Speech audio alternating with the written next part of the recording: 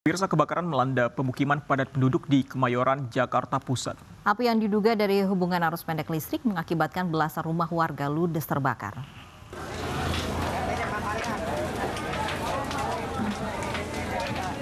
Api membakar sejumlah rumah yang ada di area komplek perusahaan jasa kereta api di Jalan Garuda, Kemayoran, Jakarta Pusat pagi tadi. Warga yang panik berusaha memadamkan api dengan alat seadanya. Sementara warga lainnya sibuk menyelamatkan barang berharga.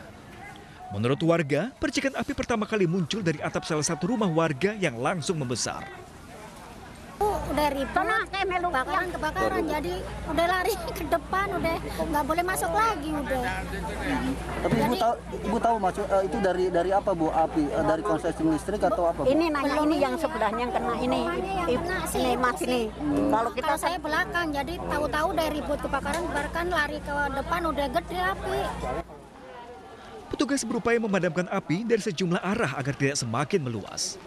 Selain sulitnya sumber air, bantaran rel juga menjadi kendala lakukan pemadaman. Diduga api berasal dari hubungan arus pendek listrik.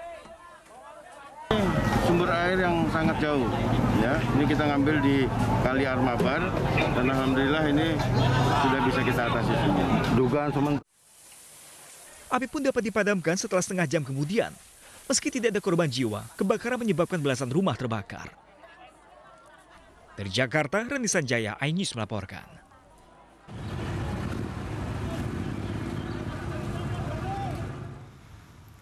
Pemirsa, kami akan ajak Anda untuk mengenal keindahan geosite Open Pit Namsalu yang berada di Desa Senyubuk, Kelapa Kampir, Belitung Timur. Ya, kawasan bekas tambang timah bawah tanah ini memiliki nilai geologi yang tinggi dan ditetapkan UNESCO sebagai bagian dari Geopark Dunia.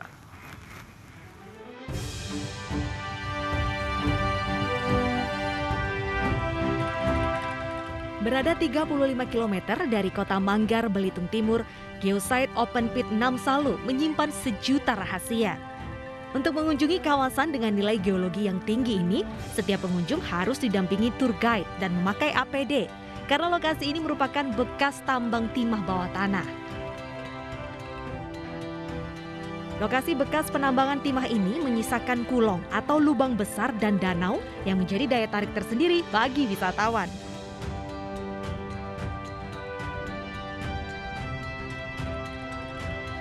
Pengunjung juga bisa menyusuri terowongan bawah tanah atau dikenal dengan Tunnel Fuksalu yang memiliki panjang 676 meter dengan kedalaman 75 meter di bawah permukaan tanah. Ini ya cukup naiknya sih lumayan melelahkan juga gitu, tapi setelah udah nyampe di atas sih seru sih, apalagi pas melihat kawahnya ternyata bentuknya bagus banget, terus bisa sedikit lihat-lihat yang di terowongan kayak gitu. Oh, kita bisa tahu tuh zaman-zaman dulu tuh orang kalau nambang timah tuh seperti apa dan resikonya lumayan bahaya juga gitu.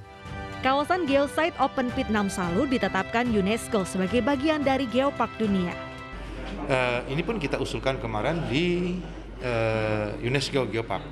Dan alhamdulillah dari hasil penilaian dan segala macam, ternyata Namsalu menjadi salah satu prioritas untuk mendapatkan juga bagian daripada Geopark. Jika Anda tertarik untuk berwisata ke geosite Open Pit Namsalu, patuhi selalu protokol kesehatan dan bersama-sama menjaga kelestarian alamnya. Sejak pandemi memang geosite Open Pit Namsalu sepi pengunjung.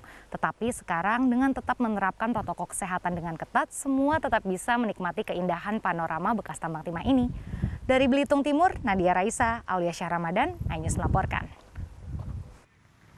Pemirsa, Kota Ambon, Maluku menjajaki peluang kerjasama bidang musik dengan Havana, Kuba. Kuba telah menawarkan konsep kerjasama jejaring kota kreatif berbasis musik, termasuk pertukaran informasi dan budaya.